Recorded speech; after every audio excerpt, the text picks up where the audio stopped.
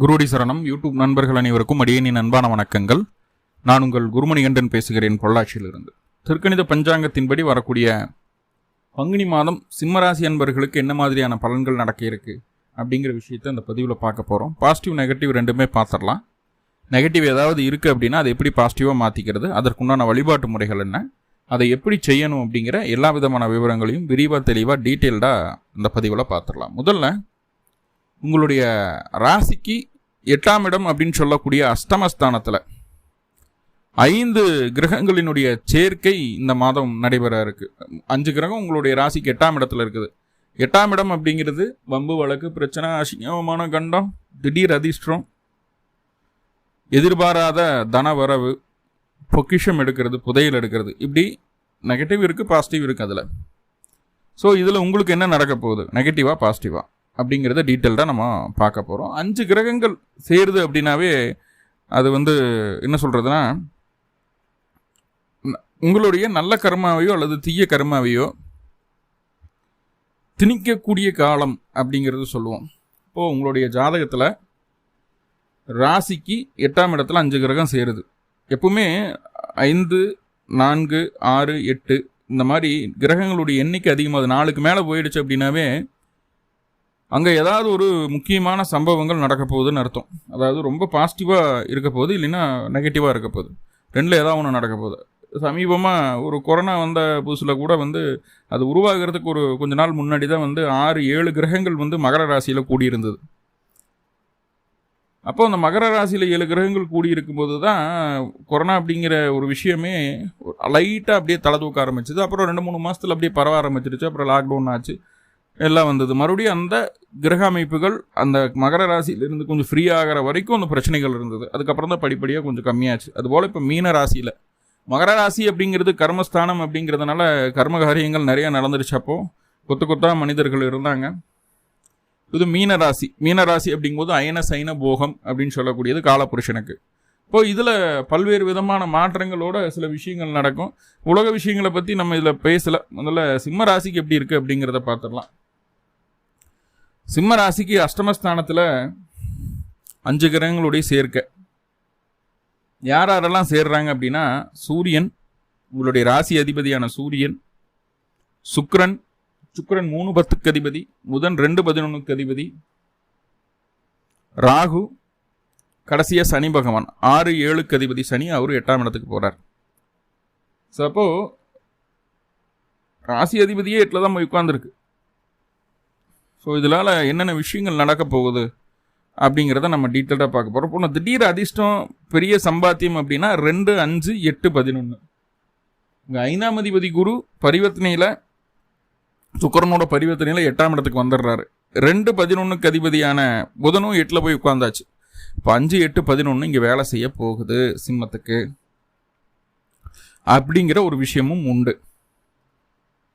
Okay, இப்போது அந்த 5 கிரகங்கள் 8ஆம் இடத்துல போய் உட்கார்ந்தாலும் ஒரு சிலருக்கு எந்த மாற்றமுமே இல்லை. நீங்கள் என்னமோ சொல்கிறீங்க அப்படி இப்படின்னு, அங்கெல்லாம் நம்மளுக்கெல்லாம் ஒன்றுமே நடக்கலையப்பா அப்படி இப்படின்ட்டு கமெண்டில் சொல்கிற ஆளுகளும் நிறைய இருக்குது. ஆனால் அவங்களுக்கு அந்த 5 கிரகங்களுடைய தசையோ புத்தியோ அந்தரமாக நடக்காது. அவங்க ஜாதகத்தில், அவங்களுடைய சுய ஜாதகத்தில், உங்களுடைய சுய ஜாதகத்தை எடுத்து பாருங்கள். இப்போ இருக்கக்கூடிய காலகட்டம் சுக்கிர தசை, சுக்கிர புத்தி, சுக்கிரன் அந்தரம், அதே போல் புதன், ராகு, சனி, சூரியன், இந்த 5 கிரகங்களுடைய தசையோ புத்தியோ அந்தரமோ நடக்குது அப்படின்னா கண்டிப்பாக வாழ்க்கையில் மிகப்பெரிய மாற்றம் உங்களுக்கு வரப்போகுது. எந்த கிரகம் அப்படிங்கிறத பொறுத்து மாறுதலுக்கு உட்படும். ஒவ்வொரு கிரகமாக நான் சொல்லுவேன். 5ஆம் பாவத்தில் 8ஆம் இடத்துல இருக்கக்கூடிய ஒவ்வொரு கிரகமாக சொல்லுவேன். என்னென்ன கிரகங்கள் என்னென்ன வேலையை செய்யுது அப்படிங்கிறத சொல்லுவேன். ஸோ அதன்படி உங்களுக்கு அந்த சேஞ்சஸ் இருக்கும். ஓகே, இந்த மாத தூக்கத்தில் என்ன கிரகநிலைகள் சிம்ம ராசிக்கு இருக்குது அப்படின்னு சொல்லி பார்த்துட்டா, 2ஆம் இடத்துல கேது, 7ஆம் இடத்துல சனி, 8ஆம் இடத்துல சூரியன், சுக்கிரன், புதன், ராகு. இங்கே சுக்கிரனும் புதனும் வக்ரமாகிறாங்க. புதன் பங்குனி மாதம் 1ஆம் தேதி தான் வக்ரமே ஆரம்பிக்குது. ராசிக்கு 10ஆம் இடத்துல குரு, அந்த சுக்கிரனும் குருவும் பரிவர்த்தனை யோகத்தில் இருக்காங்க. ராசிக்கு 11ஆம் இடமான லாபஸ்தானத்தில் செவ்வாய் இருக்கார். ஸோ இதுதான் இந்த மாத தூக்கத்தில் இருக்கக்கூடிய கிரகநிலைகள். மேலும் இந்த மாதத்தில் நடக்கக்கூடிய கிரக பயிற்சிகள் அப்படின்னு சொல்லி பார்த்துட்டா, முதல்ல சூரியன் 7ஆம் இடத்துலேருந்து 8ஆம் இடத்துக்கு பங்குனி 1ஆம் தேதி பயிற்சி ஆகுது. இந்த மாதம் முழுக்க சூரியன் 8ஆம் இடத்துல தான் இருக்க போகிறார். ராசிக்கு 8ஆம் இடத்துல புதன் வக்ரம் அடையக்கூடிய காலகட்டம் பங்குனி மாதம் 1ஆம் தேதி. பங்குனி 15ஆம் தேதி எல்லாரும் அவளோட எதிர்பார்த்த ஒரு விஷயம், ஆனால் சிம்மத்துக்கு கொஞ்சம் கசப்பான விஷயம் நடக்க போகுது. என்ன? சனி பெயர்ச்சி. மார்ச் மாதம் 29ஆம் தேதி சனி பகவான் கும்பராசியிலிருந்து மீன ராசிக்கு பயிற்சி ஆகிறார். பங்குனி மாதம் 15ஆம் தேதி. அப்போது அந்த பங்குனி மாதம் 15ஆம் தேதி அந்த சனி பகவானுடைய பயிற்சி திருக்கணிதப்படி இருக்குது. வாக்கியப்படி இந்த வருஷம் பயிற்சியே இல்லைப்பா அப்படின்றாங்க. ஸோ அதை பற்றி நம்ம பேச போகிறதில்ல. சிம்மராசி அஷ்டமச்சனியினுடைய தாக்கம் ஆரம்பிச்சாச்சு அப்படிங்கிறது எல்லா சிம்மமும் உணர்ந்திருக்கும். எதுவுமே இல்லைனாலும் மனசுக்குள்ள ஒரு இனம் புரியாத பயம், அப்படி ஆகிடுமோ இப்படி ஆகிடுமோ அப்படி இப்படின்னு அந்த முதல்ல அந்த பயத்தை கிரியேட் பண்ணி விட்டுரும். இதை எந்த சிம்மமும் இல்லைன்னு சொல்ல முடியாது. எல்லாமே நார்மலாக இருந்தாலும் சின்ன சின்ன பயம், பதட்டம், ஒரு முடிவெடுக்க முடியாத ஒரு தன்மை, ஒரு நிதானம் இல்லாத ஒரு சூழ்நிலை இருக்கும். ஸோ அப்போவே நம்மளுக்கு தெரிஞ்சுக்கணும். அப்போது அந்த வாக்கியப்படி பயிற்சி ஆகிருக்குது, பயிற்சி ஆகலை, திருக்கணிதப்படி பயிற்சி ஆகுது, பயிற்சி ஆகலை அப்படிங்கிறது நடக்கக்கூடிய பலாவலன்கள்லாம் தெரிஞ்சிடும் இல்லையா, நம்மளுக்கு என்ன நடந்துட்டுருக்கு அப்படிங்கிறத. அப்போது நீங்களே புரிஞ்சுக்கோங்க, சனி பயிற்சி ஆக போகிறாரா இல்லையா அப்படிங்கிறது உங்களுக்கே கண் கூட தெரியும். ஓகே, திருக்கணிதப்படி பயிற்சி உண்டுப்ப. பங்குனி மாதம் 19ஆம் தேதி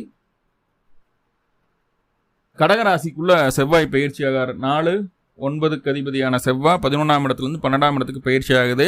அங்கே செவ்வாய் நீசமும் அடைகிறாரு. பங்குனி 24 புதன் வக்ர நிவர்த்தி அடையுது. பங்குனி 30 சுக்கிரன் வக்ர நிவர்த்தி அடையுது. இந்த சனி பயிற்சி அப்படின்னு சொன்னோம் இல்லையா, சனி பயிற்சியினுடைய நன்மை தீமைகளை தெளிவாக சொல்லியிருக்கேன். சிம்மத்துக்கு ரொம்ப ரொம்ப பர்ஃபெக்டான சில விஷயங்கள் சொல்லியிருக்கேன்.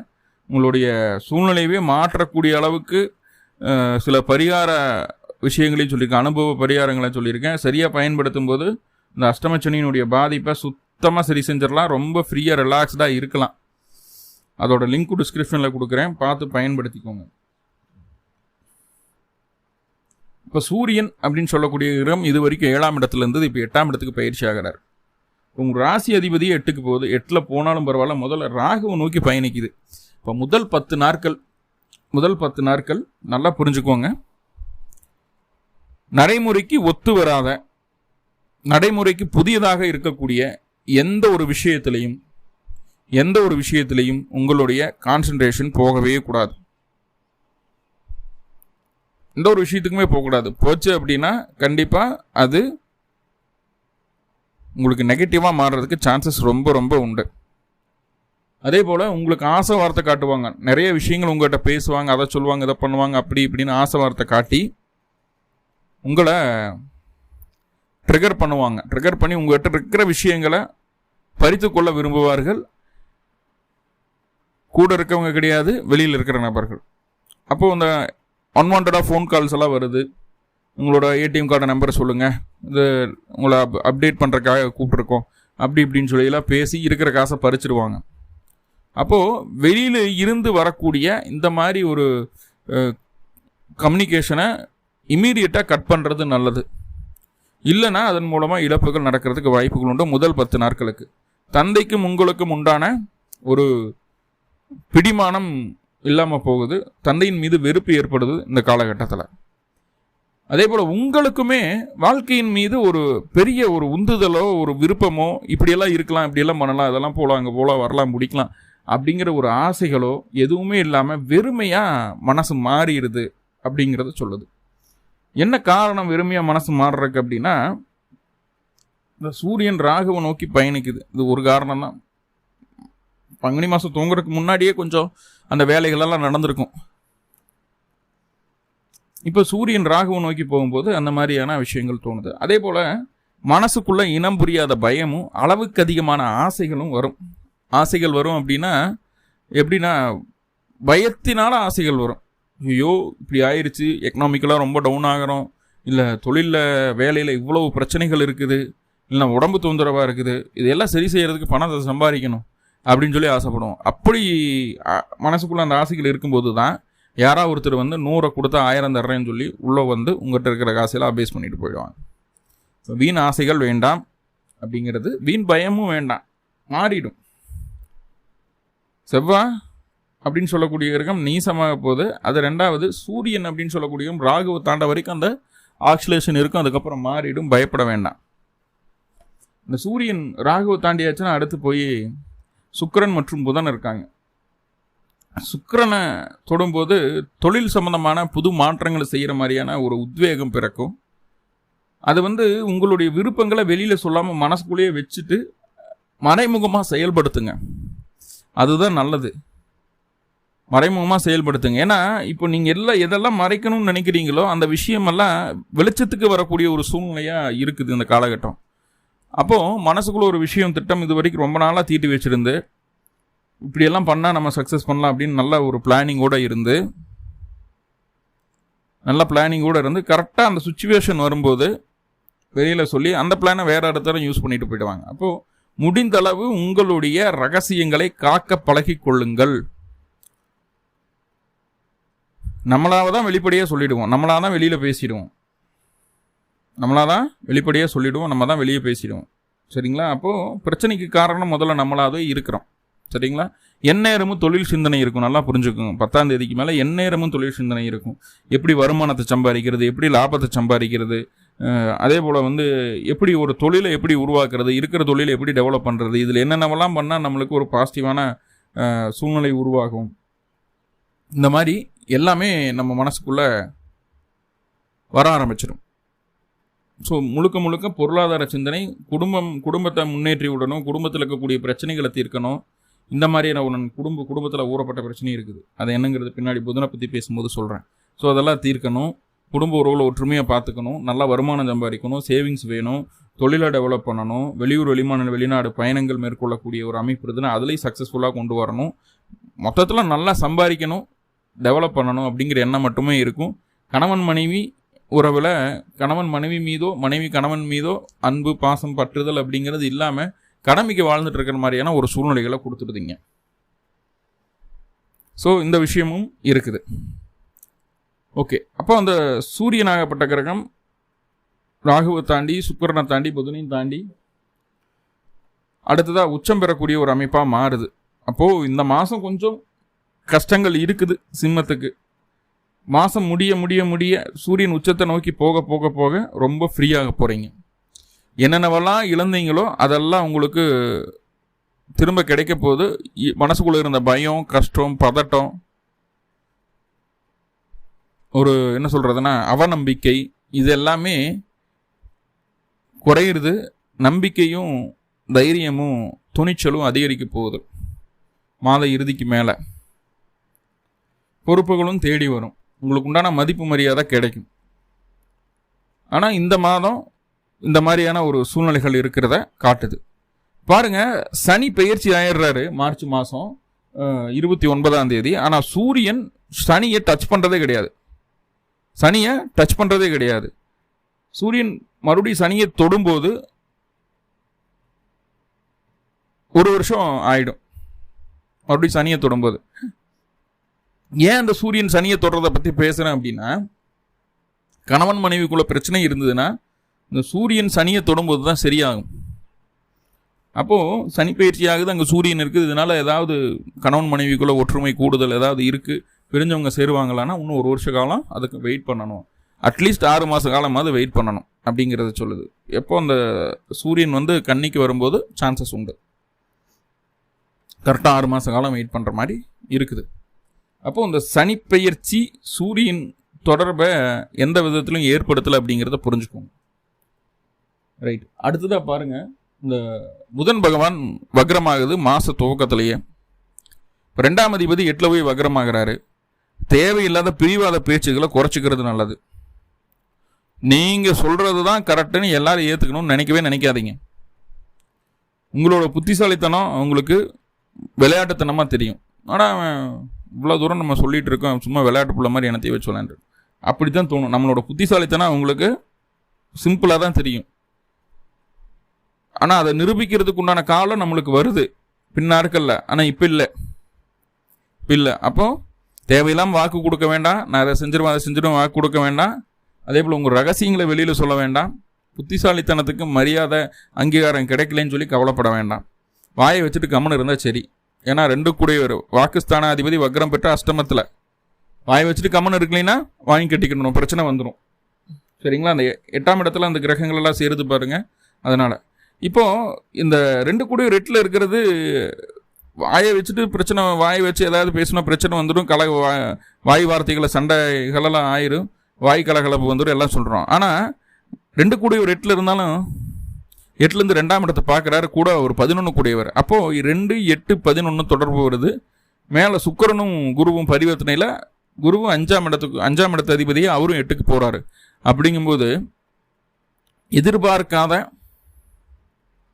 எதிர்பார்க்காத நல்ல சம்பவங்கள், பொருளாதார ரீதியான நல்ல முன்னேற்றம், இதெல்லாம் செஞ்சுருந்தா முன்னாடியே நான் சம்பாரிச்சிருந்துருப்பேன், ஒன்றும் பரவாயில்ல இப்போ ஸ்டார்ட் பண்ணுறோம் அப்படின்னு ஸ்டார்ட் பண்ணதையுமே அது ஒரு நல்ல ஒரு ரிசல்ட்டை கொடுக்குற மாதிரியான ஒரு விஷயங்கள் எல்லாமே நம்மளுக்கு சாதகமாக வர்ற மாதிரி காட்டும். அப்போது பொருளாதார ரீதியாக இதுவரை இருந்து வந்த கஷ்டங்களை தீர்ப்பதற்குண்டான ஒரு வழி பிறக்கக்கூடிய ஒரு மாதம்னே சொல்லிடுவேன் கண்டிப்பாக.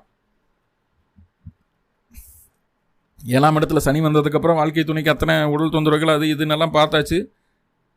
இப்போ 7ஆம் இடத்துக்கு மறுபடியும் ராகு வரப்போகிற, ராசிக்குள்ளேயே கேது வரப்போகுது, போதாக்குறைக்கு அஷ்டமத்தில் கூட சனி.